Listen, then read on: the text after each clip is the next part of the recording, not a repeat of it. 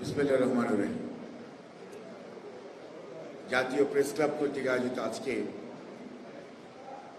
জুলাইয়ের 1 বছর পূর্তিতে আয়োজিত অনুষ্ঠানের সম্মানিত সভাপতি, জাতীয় প্রেস ক্লাবের সভাপতি কবি হাসান হাফিজ ভাই, আজকের অনুষ্ঠানের প্রধান অতিথি বাংলাদেশ জাতীয়তাবাদী দলের সংগ্রামী মহাসচিব, বারবার কারা নির্যাতিত নেতা জনাব মির্জা ফখরুল ইসলাম আলমগীর, আর আমার সামনে বসা আছেন মাহমুদ ভাই এবং মতিউর রহমান চৌধুরী ভাই। মাহমুদ ভাই কতটুকু নির্যাতিত, এখানে আমরা যারা সামনে বসা আছি আমরা মোটামুটি সবাই মাহমুদ ভাই জেলে ছিলেন, কিন্তু তার নির্যাতনের প্রতিবাদে প্রেস ক্লাবের সদস্যরা, সেই ডিউজে বলেন, বিএফইউজে বলেন, সাধারণ মানুষ বলেন, সাধারণ পেশাজীবীরা কত যে প্রোগ্রাম করতে হয়েছে, এটা যদি হিসাব করি তাহলে এটা কয়েকশো পৃষ্ঠার বই হতে পারে একটা। মতিউর রহমান চৌধুরী ভাইয়ের ব্যাপারেও যখন উনি তো 2 বার বিদেশ চলে যেতে হয়েছে এবং উনি অনেক কথা বলেন যেগুলো মানুষ মন দিয়ে শুনে, আবার কিছু কিছু পত্রিকায় লেখা হয় সেটাও আমরা করি। এর বাইরে আজকে যে 2 শহীদ তার ইব্রাহিম এবং আব্দুল্লাহ, জাবির ইব্রাহিম এবং আব্দুল্লাহ, আব্বা এবং আম্মা, সেই উপস্থিত হয়েছেন, তাদেরকে আমি ধন্যবাদ জানাই, কৃতজ্ঞতা জানাই। কারণ আজকে আমরা এখানে প্রোগ্রাম করেছি, স্বৈরাচারের সময় প্রোগ্রাম একদম করি নাই তা না, আমরা এখানে অনেক অনুষ্ঠান করেছি। হয়তো এরকম আজকে যে আবহাওয়া পরিবেশ এরকমভাবে আমরা করতে পারি নাই, কিন্তু প্রতিবাদ হয়েছে, অনুষ্ঠান হয়েছে। আমি যে কথাটি বলতে চাই সেটি হচ্ছে এই, মাহমুদ ভাই যেমন বলেছেন বা মতি ভাইও বলেছেন, মতি ভাই তো একটু সিনিয়র মানুষ, উনি একটু ঘুরিয়ে ফিরিয়ে বলেছেন, ওনার কথা বুঝতে একটু আমাদের কষ্ট হয়, একটু বুদ্ধিশুদ্ধি লাগে। আর মাহমুদ ভাই মোটামুটি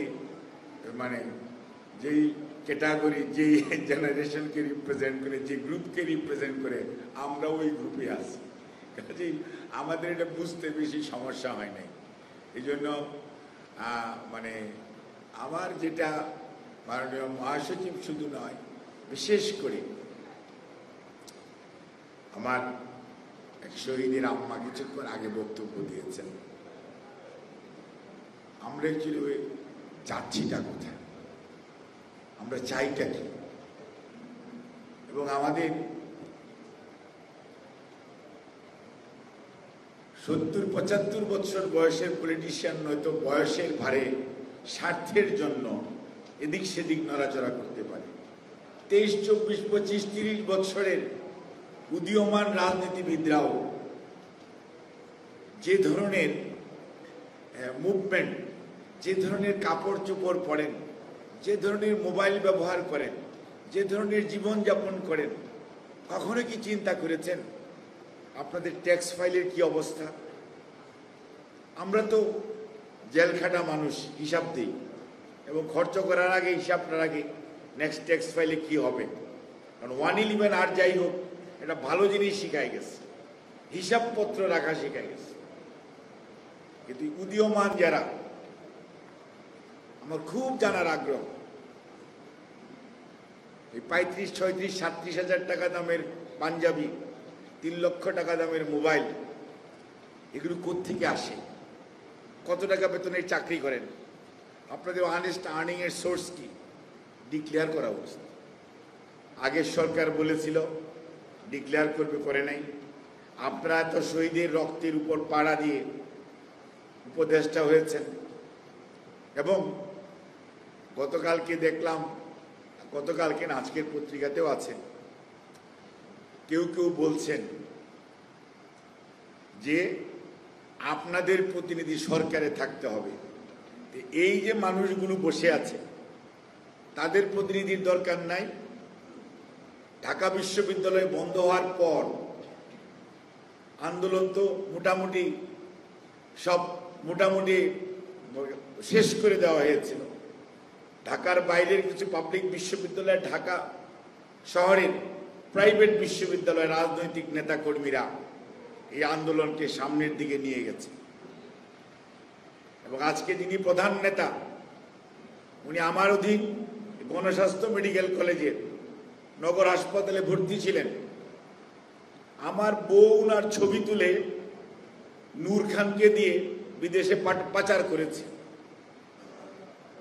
তারপরে পৃথিবীর মানুষ জানতে পেরেছে আপনাকে কিভাবে নির্যাতন করা হয়েছে। আপনারা সব ভুলে গেছে, আপনারা সব ভুলে গেছে। ৭৫ বছর রাজনীতি, ৬০ বছরের রাজনীতিবিদ তাদেরকে নিয়ে সমালোচনা করেন, স্বাধীনতার ঘোষকের ছবি নিয়ে অবমাননা করেন। জাতির নেতৃত্বকে, জাতীয় নেতৃবৃন্দকে আপনারা কথা বলার সময় আয়নায় চেহারা দেখেন না। এই যদি হয় ৩০, ৩২, ২৫, ২৭ বৎসরের আগামীর ভবিষ্যৎ প্রজন্মের, আমি বলছি না সবাই একই মতো, but that is the reflection. এটির জন্য কিন্তু ওই ৬ বছরের বাচ্চাও শহীদ হয় নাই এবং আমাদের এই সাগর রুনি বলেন ৬৫ জন সাংবাদিক, ৬৭ জন সাংবাদিক মারা গেছে। আপনার তো খুঁজে বের করা উচিত। যে বাসন্তীর ছবি ছাপালো আফতাব ভাই কি জন্য মারা গেল, কি জন্য? শেখ সেলিম তার বইয়ের মধ্যে লিখলো কোথায় আফতাব আহমেদ, লিখেছে না? তদন্ত হওয়া উচিত। সাগর রুনির ১২০ বার বোধ হয়ে গেছে, চার্জশিট আর আসে না। ২৪ ঘন্টা, ৪৮ ঘন্টা, ৭২ ঘন্টার মধ্যে আসার কথা।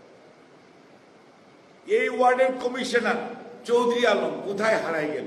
ওই লোকগুলো কাদের ডিউটি ছিল, কারা তুলে নিল, সেগুলো বের করার দায়িত্ব কি অন্তর্বর্তীকালীন সরকারের না? ওই যে শিকদার ভাই যেমন বলেছে, এনাফ ইজ এনাফ। আদতে শাহাবুদ্দিন সাহেবের আমলে এখনো মানুষটার কথা আমরা মনে রাখি। কেন? ওই ৩ মাসের মধ্যে নির্বাচন করা যায়, এটি শান্তিপূর্ণ পরিবেশ। এরকম বিশৃঙ্খলা ৯০-ও ছিল স্বৈরাচারের পতনের পরে, কিন্তু দেশের মানুষ সবাই সহযোগিতা করেছিল নেতৃত্বের কারণে।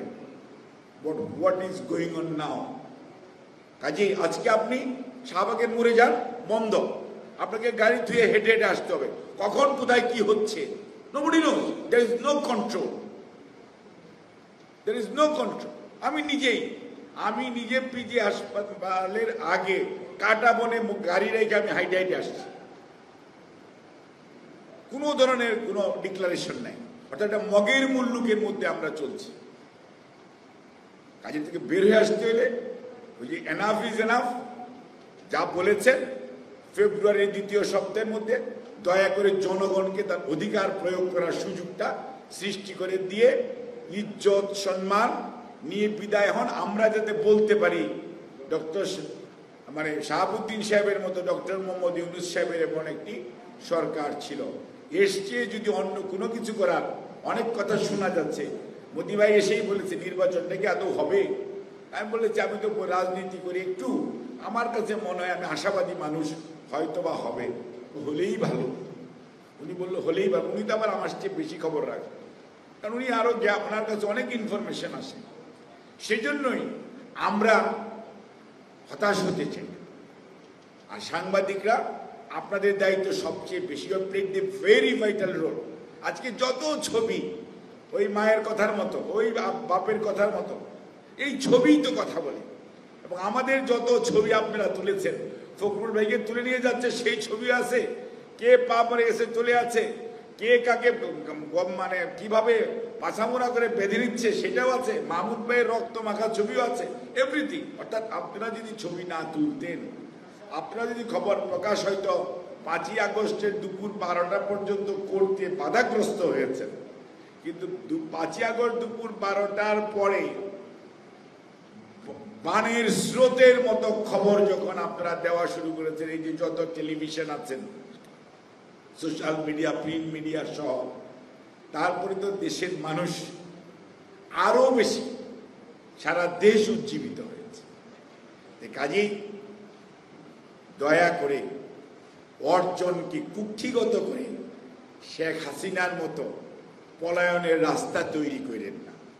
এই অর্জন ভালো কিছু, সকল মানুষের অর্জন।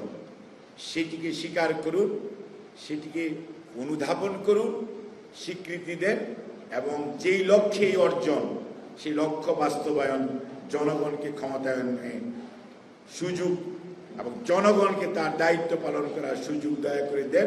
জনগণকে বোকা ভাববেন না। শেষ বিচারে জয় কিন্তু জনগণের হবে। ধন্যবাদ।